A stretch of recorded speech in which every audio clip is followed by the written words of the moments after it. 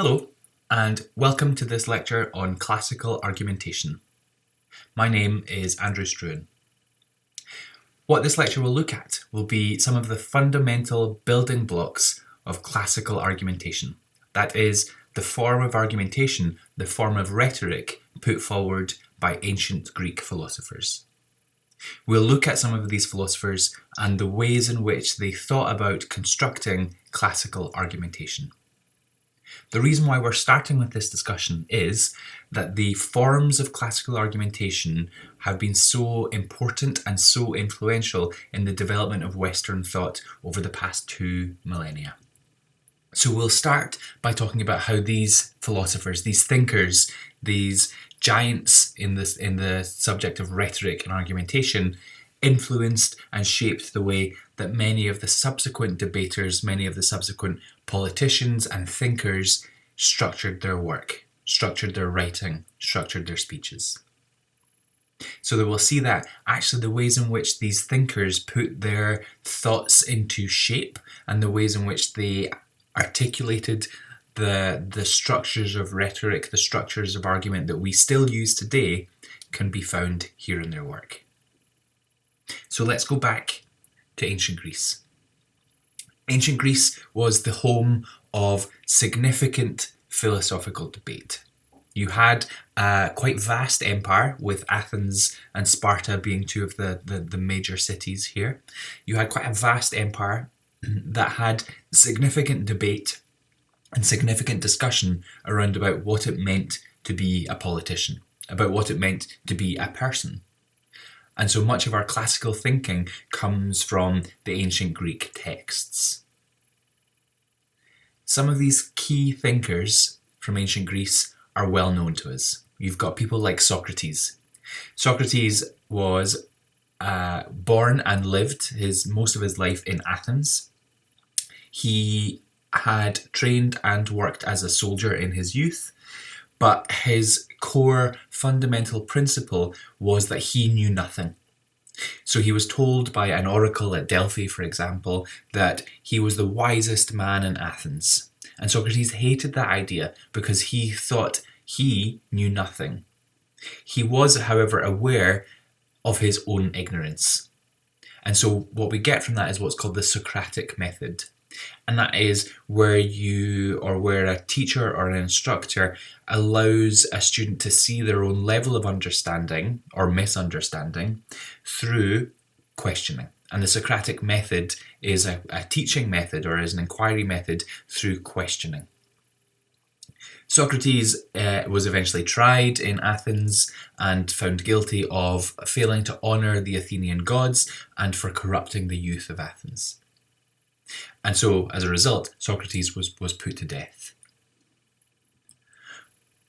One of Socrates' followers was Plato.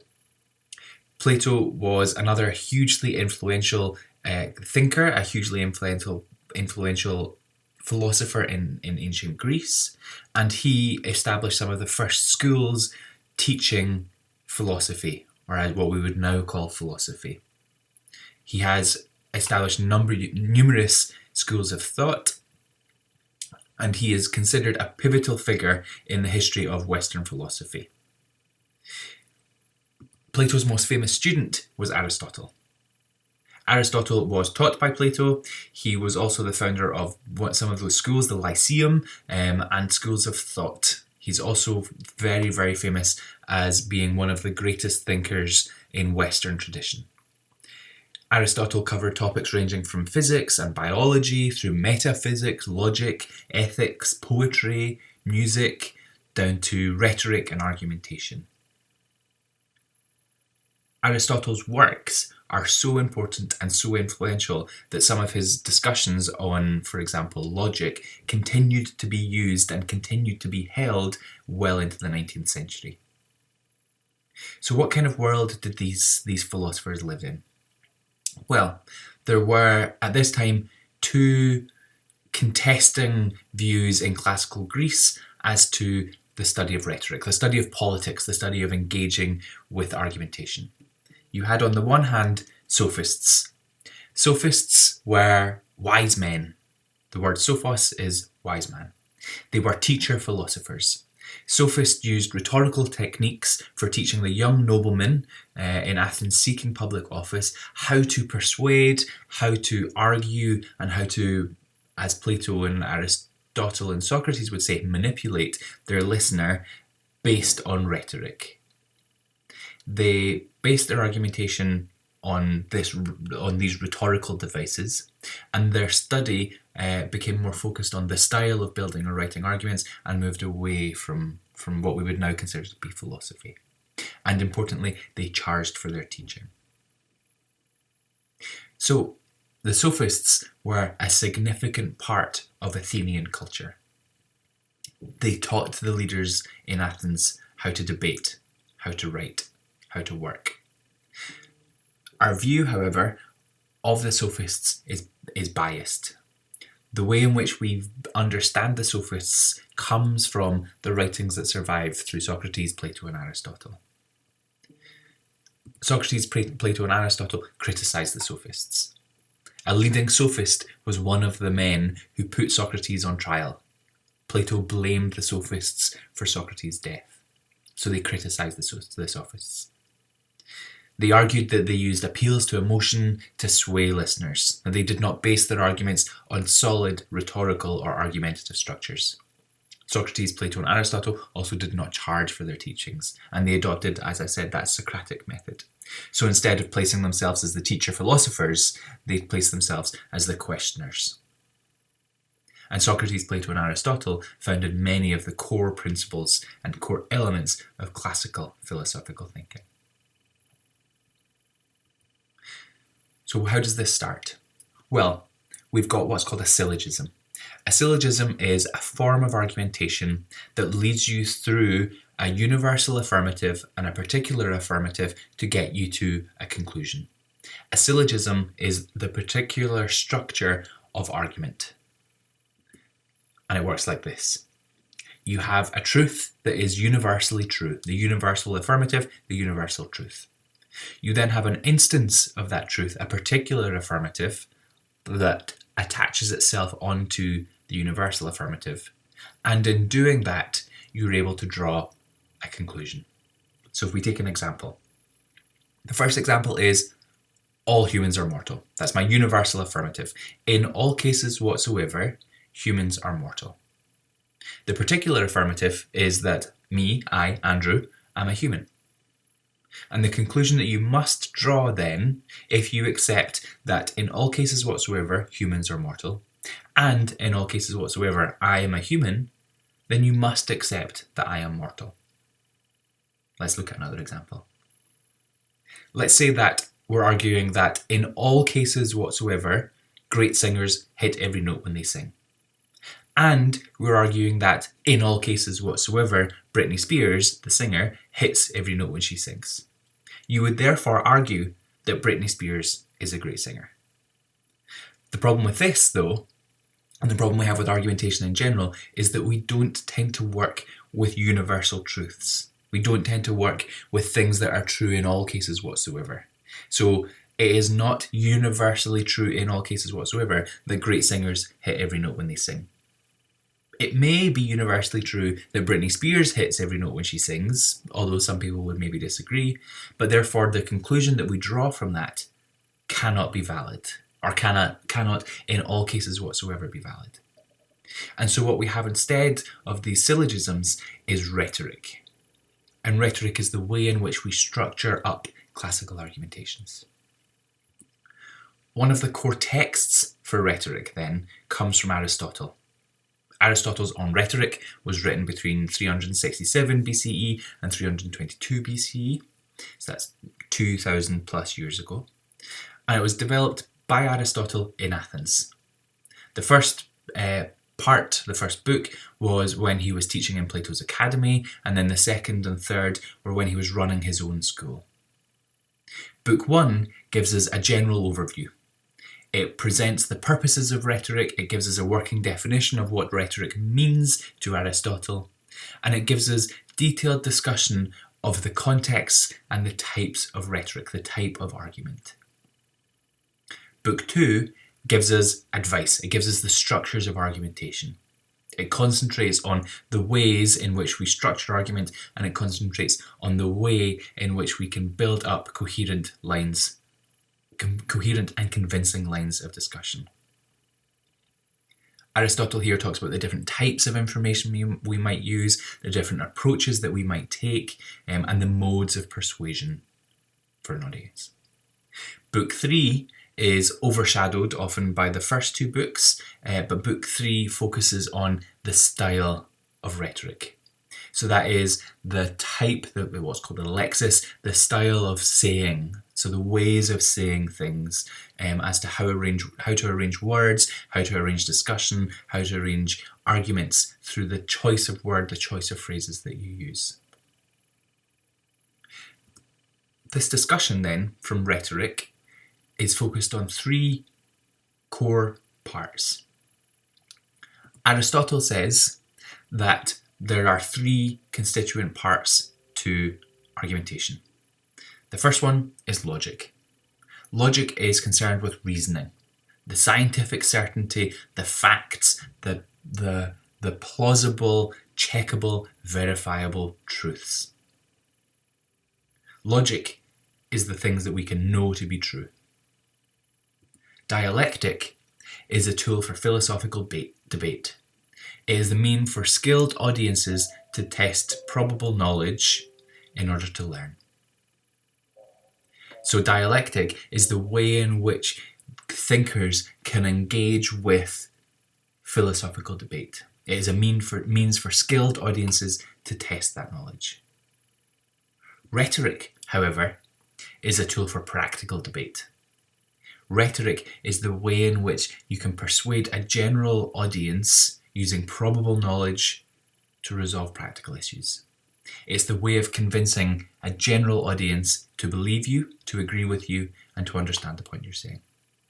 So dialectic and rhetoric create a partnership to persuade an informed and an uninformed audience. And this is something that we still use today. So we still think about rhetoric and dialectic in the modern world. What we have now, though, is a slightly different view of it. So the dialectic discipline now examines the thesis only. So the thesis is not involved in the question of circumstances. The rhetorical discipline, however, discusses hypotheses and questions hedged in a multitude of circumstances. So that can be who, what, where, why, when, how, and by what means. So if we look at an example of that, we might have the dialectic being the more abstract, should a person marry? Should there be marriage? And then rhetoric is about should this particular person, should Aristotle marry? So that's the modern view of it. But let's go back and swap back to ancient Greece. So we have here on the left in the red Plato, on the right in the blue Aristotle. And you can see that they're carrying their texts. They're explaining to the adulating audience around them core principles, core discussions. So how did Aristotle in the blue then think that we should structure up argumentation? Well, Aristotle says on Rhetoric that there are 4 key elements of argumentation: ethos, logos, pathos, kairos. Having each one of these and using them in the right way at the right time with the right effect is the way to convince your listener, is the way to convince your reader. So ethos then is an appeal to credibility. How do you present yourself to your audience? Remember that in ancient Greece, discussions were debates. They were open debates and discussions. So when Aristotle is thinking about how we argue, he doesn't tend to be thinking about it as a written piece. Instead, he's thinking about it as a live performance. Think about a political speech, for example. So ethos then is the way in which you present yourself, the way in which you connect to your audience. So how do you use information? How do you use particularly appropriate language? How do you show the audience that you have a grasp and understanding of the subject or of the content or the materials? You then have from that logos. This is your data, your facts, your information. This is where you appeal to verified truth.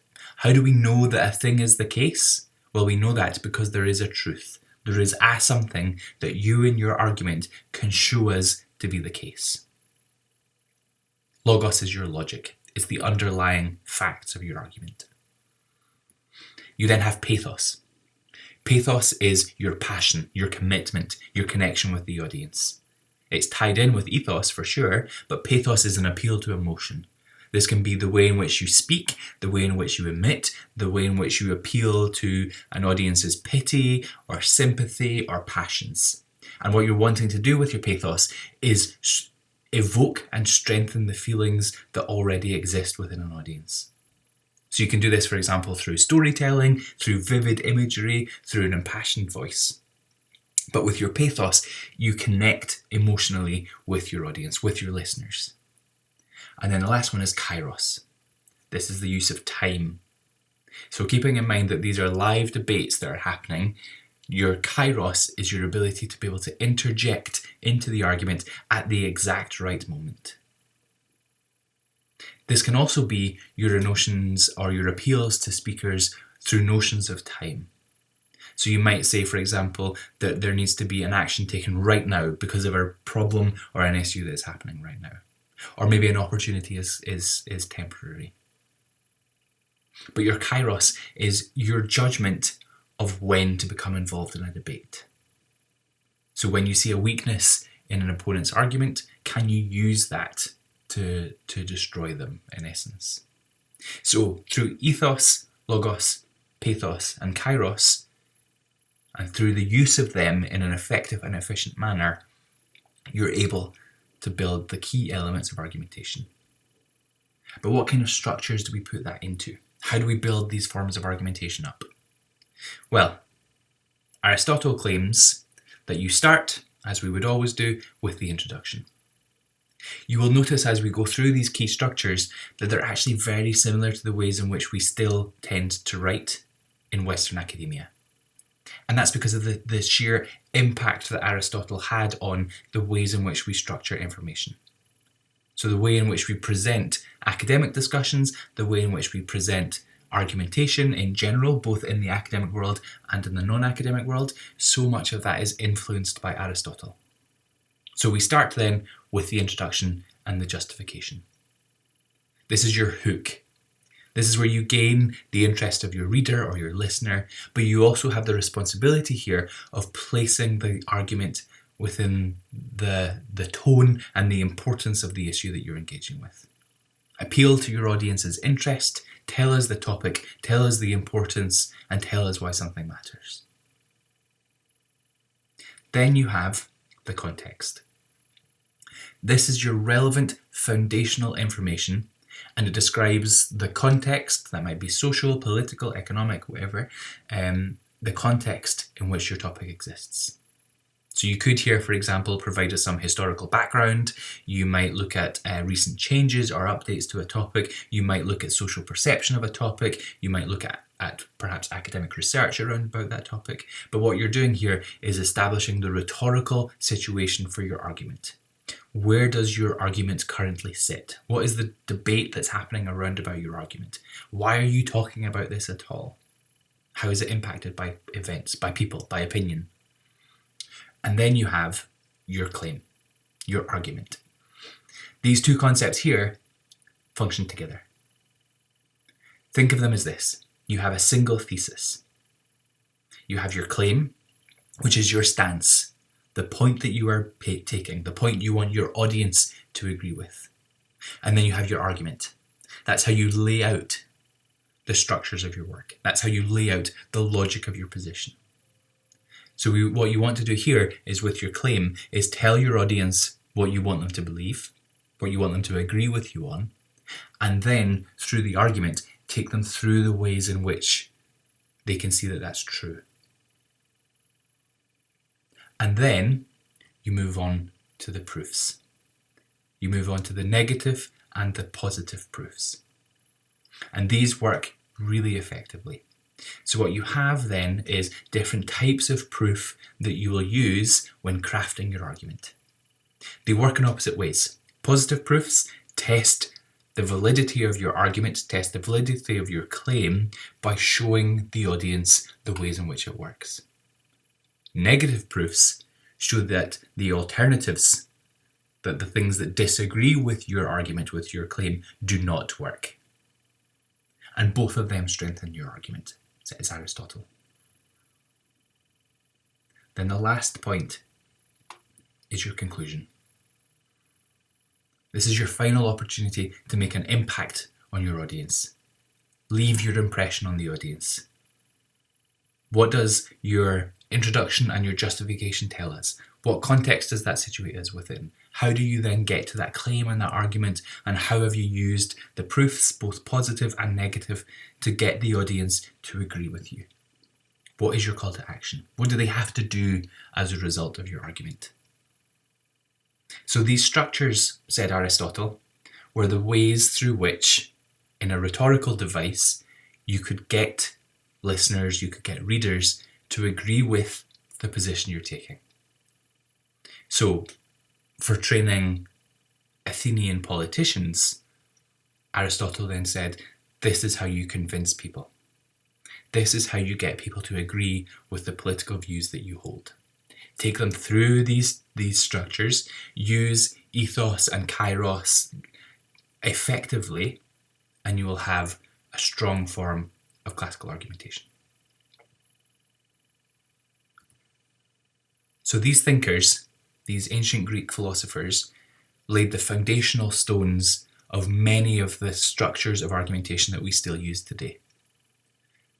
Their discussions have been so influential and so important that many of the texts that we'll look at base themselves around some of these discussions. What we'll look at in the next recording is more modern interpretations of argumentation. So we'll look at the way in which more modern thinkers have adopted these approaches, have adapted these approaches, and have critiqued these approaches. Keep in mind, when looking at these classical approaches, that they are over 2,000 years old, but they still form the bedrock of many of the ways in which we think and critique and the ways in which we build arguments.